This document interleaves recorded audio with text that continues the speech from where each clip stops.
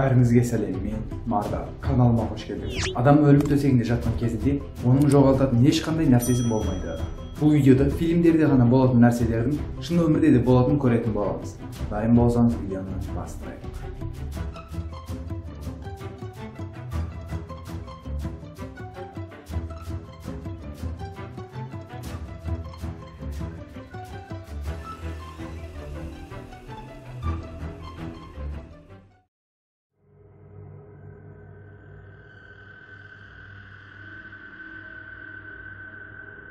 1986 жылы қараша айында Делавэр штаты Мидлтон қаласында 76 жастағы Элли Смок өлуден алдын көршісінің қасына шақырды.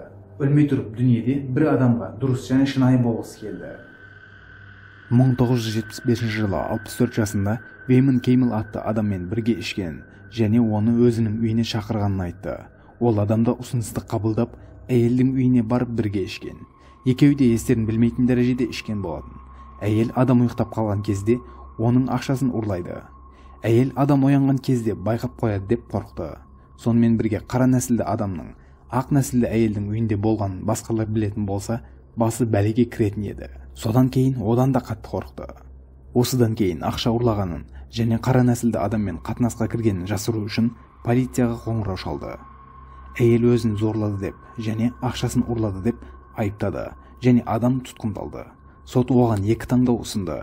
Біріншісі істің әр қарай зерттеліп соңында ақталып шығуын, немесе 45 жыл абақтыға қамалуын.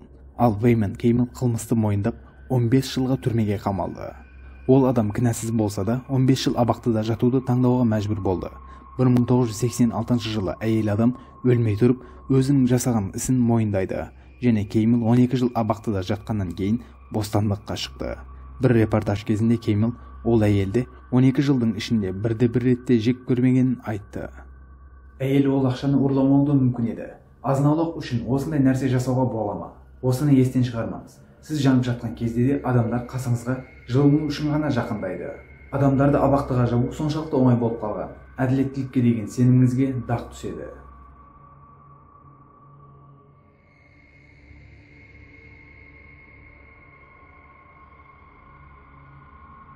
Джеральдин Келли және Джон Келли Массачусетстің бір ауылында жас кездерінде танысты және олар ерте үйленді. Джеральдин 1970 жылы бір қыз дүниеге әкелді, ал келесі жыл болса бір еркек баланы дүниеге алып келді. 10 жылдың ішінде бұл отбасының ішінде суықтық және келіспеушіліктер болып жатты.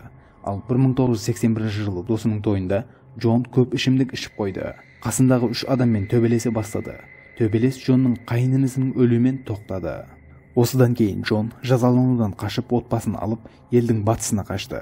Калифорнияда бір мотельде жұмыс тапқаннан кейін осы жерге орналасты. Джон әйелі Джеральдинді қинай бастады.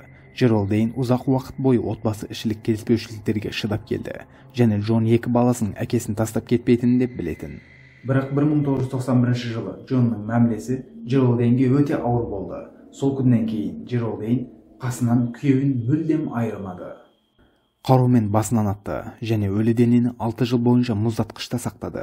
Басқа үйге көшкен кезде де мұздатқышты өзімен бірге алып кетті. Балаларына әкесі қала сыртында бір апатта қайтыс болғанын айтты және олар да бұған сенді.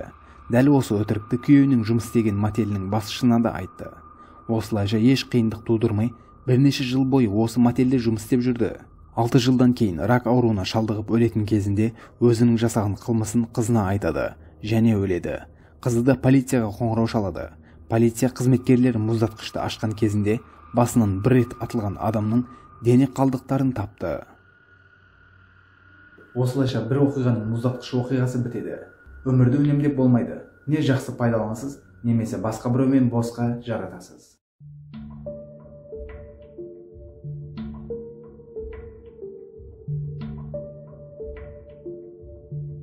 Норвегиялық Филип Смоның бұл өмірде еш жолы болмады.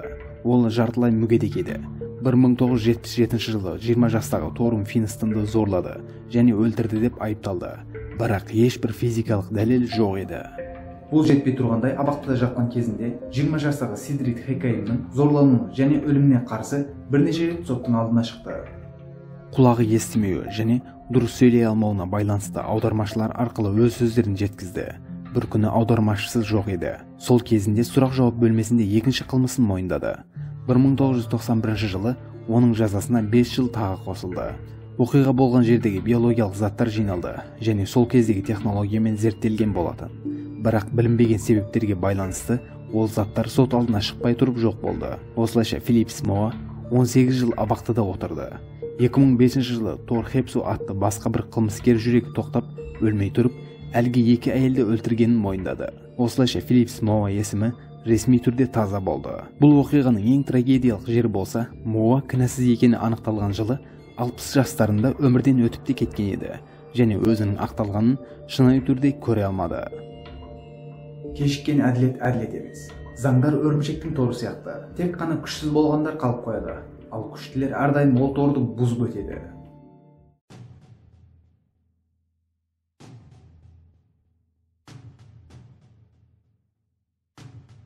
Карма бумеранг сияқты. Не берсеңіз де сізге қайта оралады. Оклахомадағы бір қалада Джеймс Эндерсон және Дороти Пама деп өздерін танытқан жұпты айналасындағы адамдар оларды тыныш және зиян жоқ адамдар деп танитын еді. Дінге өте жақын болған бұл жұп шіркеуге тиесілі барлық іске араласатын, сонымен қатар інжіл зерттеушісі болатын. Джеймс 2009 жылы денсаулығына байланысты ауруханаға жатып қалады. Жүрегіндегі ауруды жеңілдету үшін полицияны шақырып, өзінің есімі Джеймс Эндерсон емес, Джеймс Бробер екенін айтады. 32 жыл бұрын Теннесси Охлбелттегі көршісі Джимми Керролды өзінің әйеліне көз салып жүргенін ойлап, 2 рет атып өлтіргенін және 1977 жылынан бері жасанды куәлікпен 32 жыл бойынша әйелмен қашып басқа қалада басқа атпен өмір сүргенін мойындады. Бірақ Джеймстің басына келген денсаулық проблемалары оның жанын алған жоқ.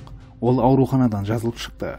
Жазылып шыққан үшін де өмірінің қалғанын түрмеде өткізу үшін полицияға берілуге мәжбүр болды.